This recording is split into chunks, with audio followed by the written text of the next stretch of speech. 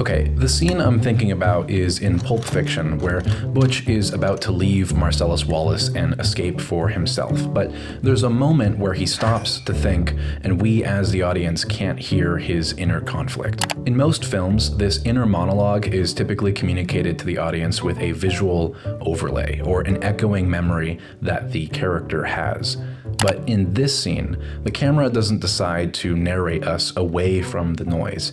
Instead, we slowly close in on Butch in order for us as the viewer to remember what he's thinking. Earlier in the film, we see that Marcellus Wallace wants Butch, a boxer, to take a fall in an upcoming match. He's bribing him, and he tells Butch, "Night of the fight, you may feel a slight sting. That's pride fucking with you. Fuck pride. Pride only hurts." And that's what Butch is thinking about. The moment he's about to leave a man he was just trying to kill only a few moments ago. That sting, big boy, huh?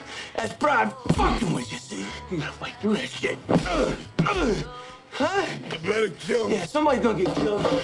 And so there's no way he's going to leave Marcellus to be, we know he's not going to leave because he is a man of pride. He takes the bribe, but he wins the match. And so he'll take his freedom and he'll go back to set pride free.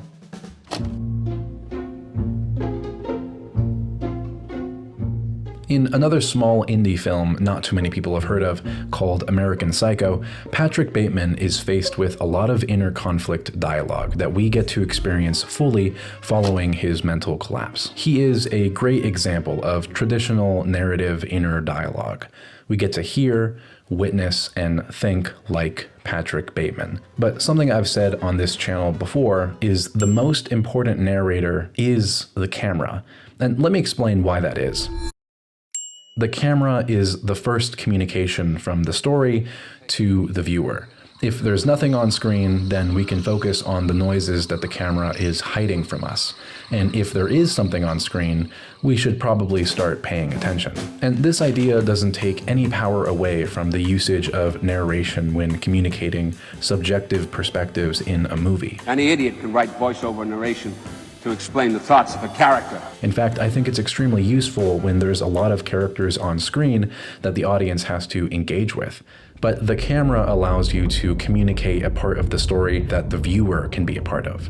For example, in scenes like The Shape of Water, a film following the life of a mute woman who comes to create a bond with a creature who is also alienated by their circumstances, has the camera introduce a POV shot of the viewer, showing us a character who is completely distraught dealing with inner conflict intrigues the viewer to question and answer for themselves what the inner conflict actually is. By letting the audience just focus on the silence of a scene, it creates a sense of wonder that otherwise never would have existed if introduced through commentary. And something I found after listening to a few other creators on YouTube, Wendigoon and Meat Canyon, who have a podcast reading and discussing short horror-related stories, is that you can't tell the audience everything. Not sharing information makes the audience interested about the information they don't know, as opposed to knowing the information and not having anything else to be interested in. Control is an illusion, you infantile egomaniac. Nobody knows what's going to happen next. You don't know what's ahead, you don't know what's going to happen next, but you give it your best shot. And speaking of Wendigoon and Meat Canyon, one of the stories that they covered was on a creepypasta called Pen Pal,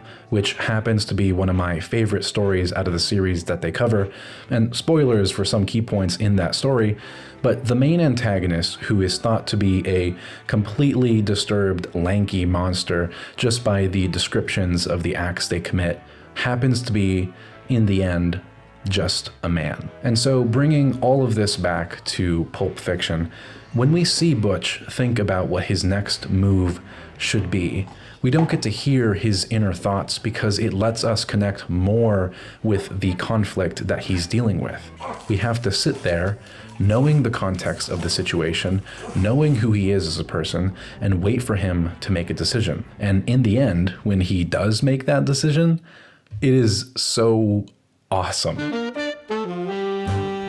Hi, my name is Nico, and the channel is called Sophia. Since Thanksgiving is just around the corner, I wanted to say thank you. It means a lot to see that the channel has grown to the size that it's at now.